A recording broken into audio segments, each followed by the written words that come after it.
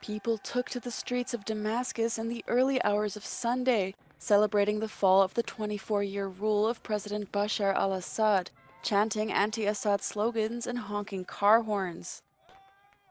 Soldiers and police officers left their posts and fled, and looters broke into the headquarters of the Ministry of Defense as well as Assad's presidential palace.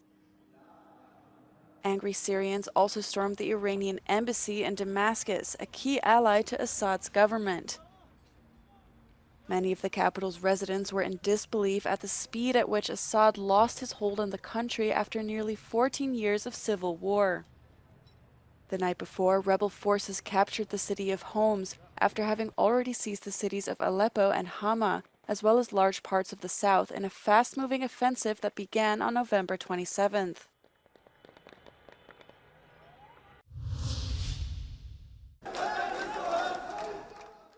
Syrians across the world rejoiced the downfall of Assad's regime on Sunday. In Istanbul, people stormed the Syrian consulate, took down its flag, and waved the green Syrian independence flag claimed by opposition groups.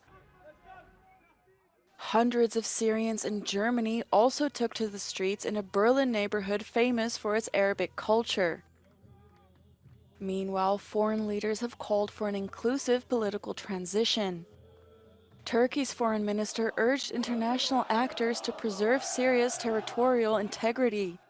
In a post on X, the EU's foreign chief, Kaja Kallas, said the EU's priority is to ensure security, vowing to work with all constructive partners in Syria and the region. Also on X, French President Emmanuel Macron paid tribute to the Syrian people, sending wishes for peace, freedom, and unity. German Chancellor Olaf Scholz wrote that religious communities and minorities must be protected now and in the future.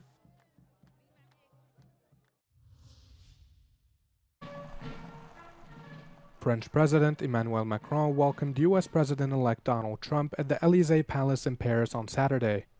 The former U.S. president was invited to attend the reopening of the iconic Notre Dame Cathedral that was ravaged by fires 5 years ago. Macron welcomed Trump with a warm embrace, affording the president-elect the same treatment of a sitting U.S. president, as the red carpet was rolled out for his arrival. The pair headed into the presidential palace to engage in planned bilateral talks for 90 minutes. They were later joined by Ukraine's President Volodymyr Zelensky, who joined the meeting to discuss the situation on the ground in Ukraine. Speaking to the media after the talks, Zelensky said the meeting was constructive and the atmosphere was crucial, and later praised Trump for being resolute as always.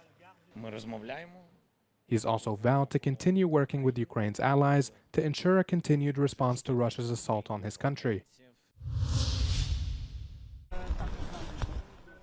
At least 5 people have been killed after an explosion destroyed an apartment block in the western Dutch city of The Hague. Emergency services said 4 people have been rescued from the rubble and taken to hospital, but it's unclear how many people may still be trapped. Mayor Jon van Zanen said that the cause of the blast is unknown.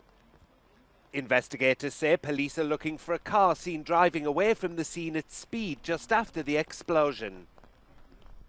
Authorities also said that 5 apartments were destroyed, while 40 neighbouring apartments have been evacuated.